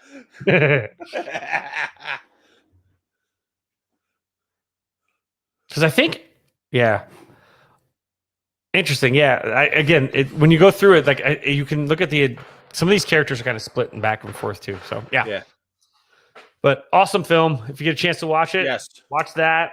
Watch the original too. Definitely see it on the big screen because it's a great the use of scenery, the use of scenery, and the use of colors is phenomenal. It really is. My halftime bet, they just kicked a field goal as the clock went to 0 to tie it, so I don't win. I got to pick them on that one. I got to push. Boo. Oh well. So, as we're kind of getting down to it too, I know we're getting a little bit up there in time as well, but we're now, this week and next week, we've got a little bit of time, but next week will be the 20th, and then after next week on towards the end of next week will be Christmas. So a lot of stuff kind of coming down through the works. We got a good show coming for you guys in a couple weeks too, with some special guests on the 27th after Christmas. It'll be like your late present, early New Year's gift. That's right. And so we're starting to do a lot of crazy stuff. Like it's that holiday time of year, and so like for me, for example, Thursday night the Las Vegas ballpark had a Christmas Wonderland kind of thing, and they had an ice skating rink like path. They had it was like a maze of Christmas trees and lights, and really cool and really festive. And I got some really good food. They had a nice catering stuff too. A really good event. It was very nice. It felt like it really was the first time it's felt like Christmas for me. So it kind of led me to think about some really good holiday memories and how this time of year is always so chock full of poignant ones. For some reason, I think we remember things in December far better than we remember things like in May. Or January. January was like a dead month. Like, wait, what? So for me, I wanted to ask you, Pete, what are some of your favorite, maybe one or two favorite holiday traditions, or memories, or things that you really enjoy doing around this time of year, whether it's Christmas related or just the season. Well, I have one in particular which ties into something we've been talking about. So what I used to do before the dawn of internet shopping, yes, I'm that old, I used to take off every Friday in December. And I would make it a point to wake up at my normal time to go to work, but I would instead go and hit like Oakbrook or Orland malls and do all my Christmas shopping. depending on what stores I was going to. And after that, it was, hey, it's movie time, because they used to always release all the, like, you had two big seasonal releases, summer and then Christmas. So I used to always make it a point to try and have everything wrapped up by noon or so to go catch a matinee of whatever movie just came out. And God, there are so many movies I could think of that I've seen this, including an all-time cinematic masterpiece that was released in 1994 called Dumb and Dumber. Nothing sets the Christmas spirit like going Christmas shopping and then going to see Dumb and Dumber. Mm-hmm. I don't know how many times we saw that at the movie theater in 94 either. Oof. Yeah. Out of Barrington Square. No, not Barrington Square. Yeah, no, AMC. Barrington AMC, I think. No. Mine was Crestwood AMC. Yeah.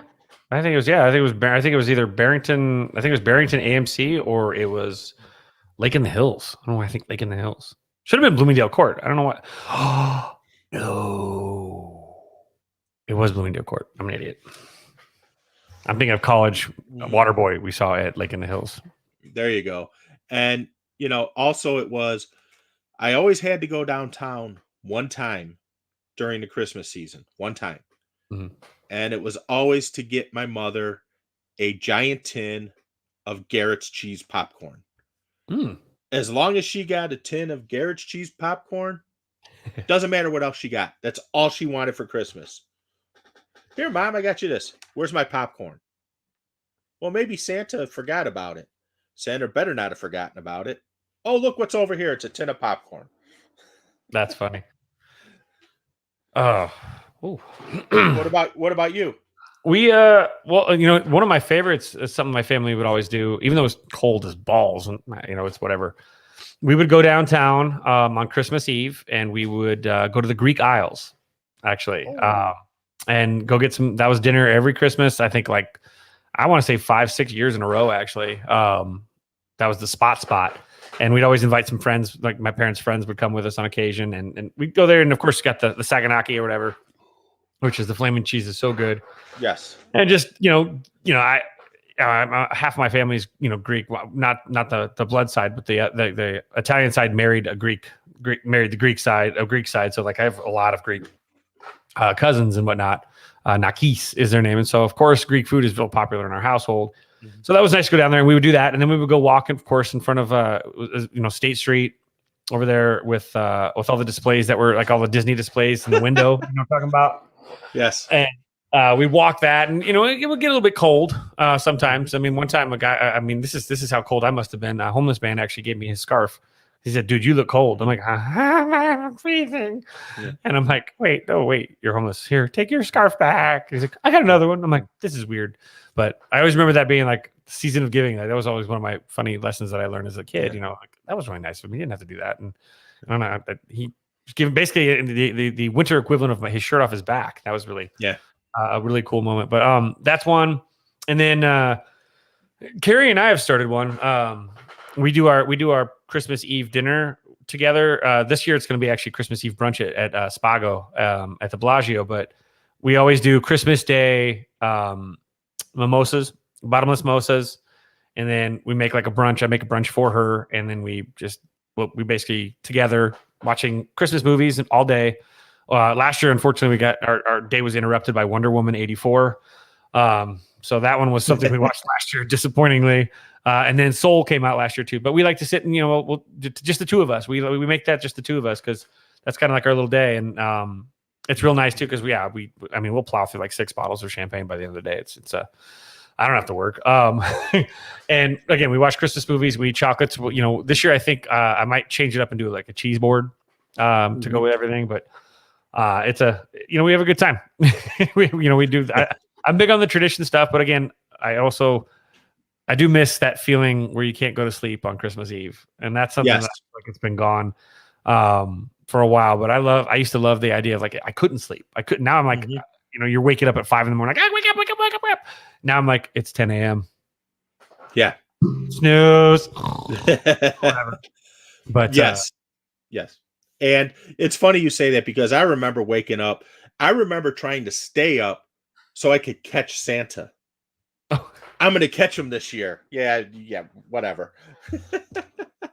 but that was replaced, and Chris Ramos makes the comment, then over to Dugan's till 4 a.m. It was never Dugan's for me. It was Groucho's till 4 a.m. That was always the 4 a.m. place for me because I had friends who bartended there, so I drank for free. Christmas Eve brunch this year at Spago's is going to be interesting just because my buddy's like, it's so expensive. And I looked at the menu. It's not bad. It's a normal, like it's no more expensive than when we went to Money Baby. But they have bottomless. Do they have truffle wings? No, they don't. But they have bottomless mimosas for $61, I think.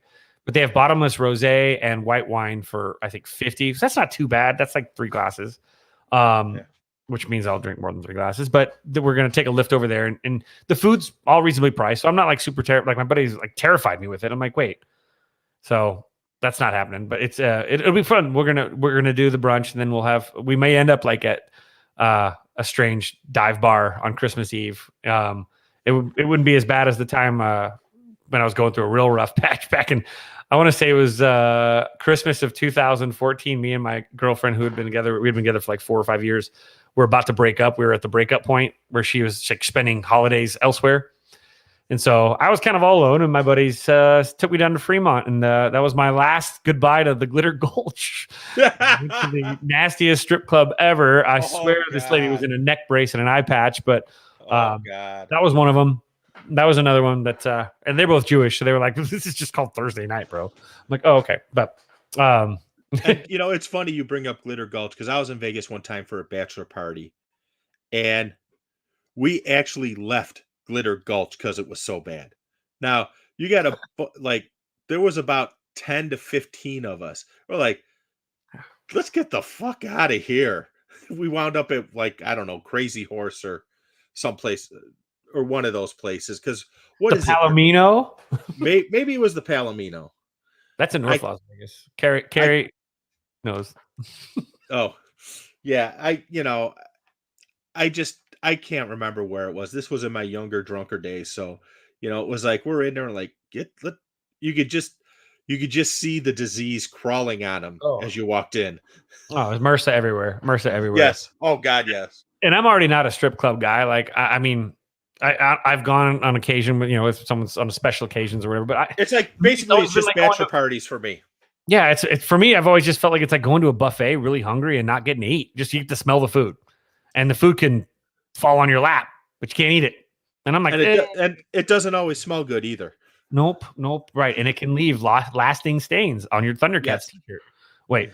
Huh? Yes. Oh, there's a story to that, but another place, another time, another stripper named Sway. So don't speak ill of the Gulch.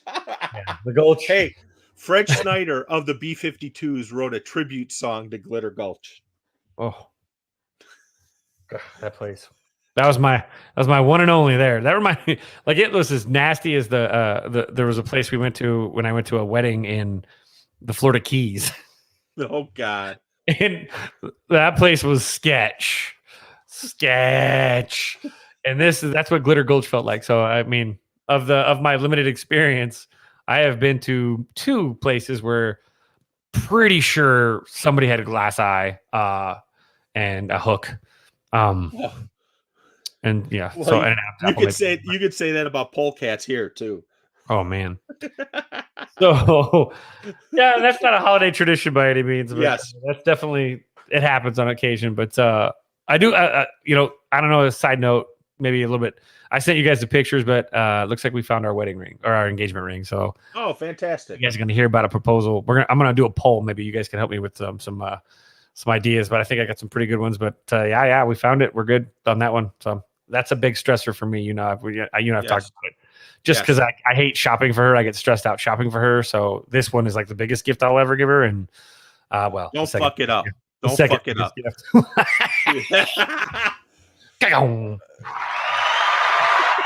welcome. But so that's pretty pumped. But that I'm not allowed to propose on a holiday, on a birthday, no cliches. So like basically I'm gonna hand it to her on a pizza, I think, or something. No, I think you should put it in a pizza box on top of the thing. Get the box and have the little thing in there and just turn it so that it's sitting inside that little white thing that holds the box up so the cheese doesn't get on it. I had a buddy that proposed over a pizza box. I will never do that. But we'll get creative. Obviously, her friends are going to have a lot of input in it too because they're going to be a part of this. Obviously, they're like her family to her, obviously. So that's a fun little thing, little holiday bonus there. So yeah, but the question is, did you do the right traditional thing before the proposal? Okay, absolutely. I've got full bless. He sent me a yo-yo for Christmas because I mentioned in a conversation that I liked yo-yos. He made one out of wood. Wow. Yeah. And her mom bought me a really rad throwback hoodie, sweatshirt, zip up from it has like the 1946 Bears logo, the bear with the football. Oh yeah. The bear sitting on top of the football, right? And so it's rad. So no, we're beyond that part of it. It's been more or less just getting the ring. But just let's make one thing clear. That may be red, but it doesn't compare to the 108 gear. It's true. I still wear that one I wear to school, and mine's got a Golden Knights patch because of my dog ate the shoulder. So that was my I fit-ized it. I fit-ized my 108 sweatshirt hoodie, but that makes it like the Vegas guy in me. So it looks like kind of cool. I like it. I dig it that way. It's not like the 108 pants where I had to put the Gary Gagliardi cup in the crotch. So that was weird. Oh, and by the way, I don't know if anyone's seen, but I strongly suggest going to the 108 Twitter page because Daniel Palka gave the guys a gift. Oh yeah. I'm not gonna say what it is, but it's definitely worth your time to go check it out. And buy an ugly sweater so that Treasy doesn't have to get killed. Yes. By My Sock Summer. Yes, please buy an ugly sweater so that my guy Chirizi doesn't get killed by My Sock Summer. Because I like Chirizi, but more so, I want My Sock Summer to stick around. I don't want to see him in jail. Yeah. And the last thing we want is him in jail painting like Gacy did. So yes, exactly. His would be more finger paints and or crayon, but it would still work. And then he would have a Beanie Baby fan club. But yes, well, how Andy Dufresne had his chess pieces all lined up. My Sock Summer would have his Beanie Babies lined up in a cell. In the wall. That would be his contraband. The Rita Hayworth poster comes down and it's just like the Grateful Dead Beanie Baby or the Teresi says My Sock Summer would love it in jail. He would. He's the guy that could get anything. Like he's actually That's more right. He's more like Red. He's like Red. Yeah, he is. is. Who's the guy? Oh, his name is My Sock Summer. Oh, what cell? Yeah. Cell block 4. Yeah. Oh, what can he get? Oh, mouthwash. He got Merlot. He made it in the toilet. And then Beanie Babies. No, it would be, what can he get? Anything you desire. And yeah, I can just picture. Yeah. Oh boy, now all of a sudden we're going down a rabbit hole of Shawshank Redemption, except Red being played by My Sock Summer. Yes, and then who would Teresi be Andy? Well, we can make Beef can be Andy, I guess, because Tracy's dead now. He was killed in a crime of passion, but not by. Oh, that's true. By Beef, not by Beef, by a really creepy My Sock Summer transient. Yeah, I don't know. I'm trying about who on White Sox Twitter would be the guy that actually did it. Oh wait, I know who it is. B-Buzz. No, B-Buzz. No, Ken W.O. What? You think Scott Pacetic's better than Carlos Lee? I must kill you. Right. So. Oh boy. So. Well, this week we'll have some more to talk about next week too. Spider-Man's coming out this week. I have to. I don't have to, but I kind of have to. Tomorrow night I'm going to Reba McEntire, and she's playing with somebody else at the Coliseum. Actually, Caesars Coliseum. Yeah, the Caesars. I've never been to a show there, so we're gonna do that tomorrow. That's her Brooks and Dunn and Reba McEntire. So I don't hate either one of those. I mean, it's the National Finals Rodeo still. So she wanted to go and we got nosebleeds just because they were like last minute. And so Gary loves Reba. I mean, she sings Fancy every time she gets drunk and does karaoke. Fancy is one of her go-tos. So, Should be fun. But that's tomorrow night. We got Spider-Man. We got Matrix. That's a freaking fantastic catch right there. Matrix next week. Matrix on the 22nd. Yep. Couple new things that popped up I saw on Netflix too. Is it's a documentary about a guy that scales like 12 of the world's highest peaks. That's on there. I forgot. It's called like 12 Peaks or something like that. Not Twin Peaks, but then you got obviously new Hawkeye. Hawkeye had a big reveal last week, but this week's Hawkeye is going to be a huge MCU opening reveal. I know kind of what it's going to be. They cut it out of the end credit scene in the last episode, but it's going to be revealed on this one. Two very, very well-known and popular characters are going to make an appearance. There was a big character that popped up at the end of the most recent episode, but we were kind of, if you've seen Black Widow, you kind of knew that it was coming. So that one's not a surprise. You were just waiting to win. Whereas the other ones are coming out of the blue, and they are coinciding the reveal with the release of Spider-Man. So you're going to get Hawkeye at midnight on Tuesday night, basically. And then you're going to get Spider-Man that comes out Wednesday at probably like 6 p.m. or whatever where you're at. So you're going to have all day that Wednesday to watch Hawkeye to get the big reveal. And then when you go see it as early as Wednesday, if you are seeing it Wednesday, you'll know there's a character in there that has been revealed now already. There's a character that's in both that's going to be revealed on Wednesday. So, and isn't Book of Boba Fett coming out? Book of Boba Fett, that's the 29th? Something like that. Yeah, I was going to say, like, it's Christmas or right after. It's right after Christmas, yeah. Which is also looking really good.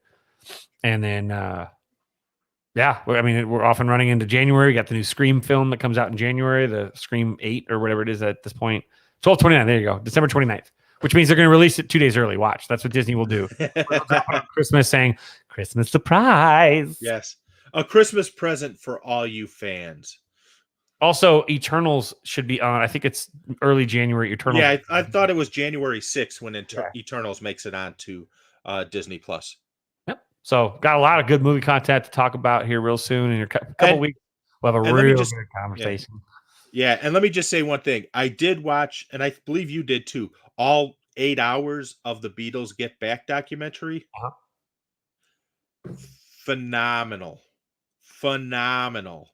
Just to watch their creative process it's like you're getting a firsthand view of a masterclass on songwriting and how to collaborate on a song. And the funniest thing is some of the songs that you hear, like for example, when George is offering them All Things Must Pass, you're like, holy shit, he's already got that written? This is 2 years before that album comes out. He's already got that? And then you not only hear songs from Let It Be, but you also hear some songs from that wound up making it onto Abbey Road, like Maxwell Silverhammer. There was a whole thing about the one guy just hitting the anvil for Maxwell Silverhammer. And then the big, spoiler alert, the big reveal is they have the entire rooftop concert at the end of this documentary. It's the entire concert with fan reaction from the street and also the cops trying to shut it down because of all the complaints. And I feel so bad for those two cops. The one who's chewing on the strap for his helmet because he's so nervous about it. That's great. I got a Chirizi, if you're in that chat, by the way, let us know how that Isaac Bowman Pioneer Spirit Port Barrel small batch is, because that looks freaking delicious in your Twitter post, by the way. It is whiskey season. So yes, it is. Once I go on holiday break, this year my girlfriend won't have COVID, so that'll be nice. I'll actually be able to hang out with her for the first 8 days of break, as opposed to her being isolated in the back and me just drinking High West every day.